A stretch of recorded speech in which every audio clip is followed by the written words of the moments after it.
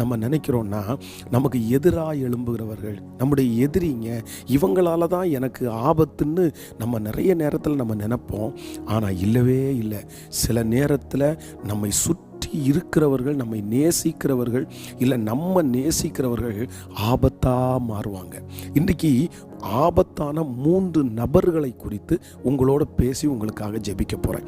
கவனமாக கவனிங்க. இந்த 3 நபர்களும் ரொம்ப ஆபத்தானவர்கள். வேதத்தில் எரேமியா 9ஆம் அதிகாரம் 4வது வசனம், நீங்கள் அவனவன் தன் தன் சிநேகிதனுக்கு எச்சரிக்கையாயிருங்கள். அவனவன் தன் தன் சிநேகிதனுக்கு எச்சரிக்கையாயிருங்க.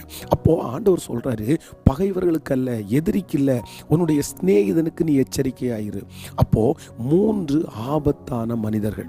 நம்பர் 1, முதலாவதாக இவங்க உங்களுக்கு ரொம்ப டேஞ்சர். யார் அப்படின்னா, எப்போ பார்த்தாலும் இன்னொருத்தரை குறித்து